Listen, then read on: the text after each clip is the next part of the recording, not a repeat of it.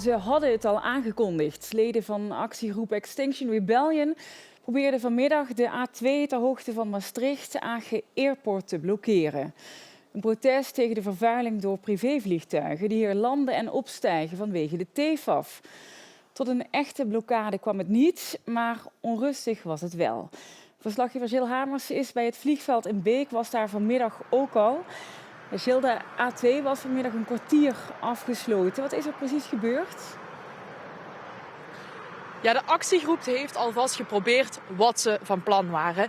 Rond het middaguur in de gietende regen zijn ze bij elkaar gekomen hier op de parkeerplaats bij het vliegveld. Toen gingen ze trommelen en muziek maken en eigenlijk een beetje de sfeer erin brengen.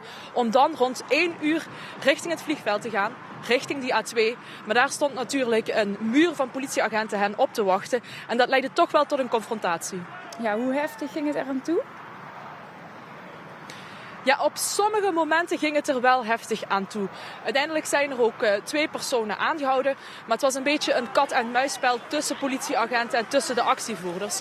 Want die actievoerders die wilden natuurlijk richting die A2. De politieagenten wilden dat niet. Die wilden de actievoerders terugdringen naar die parkeerplaats.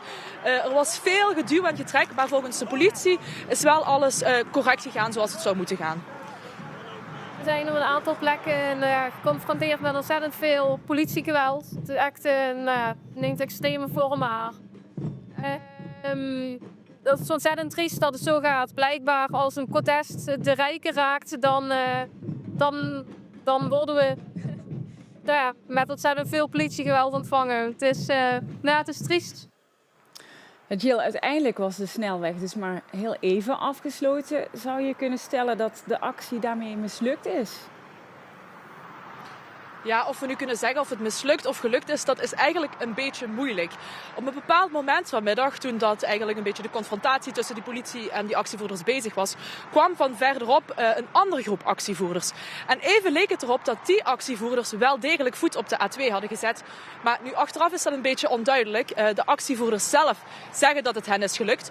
Ook Rijkswaterstaat heeft aan het begin van de middag gezegd dat er wel degelijk personen op de A2 waren. Maar later in de middag heeft de politie dat dan weer ontkracht. Dus dat is niet heel erg duidelijk.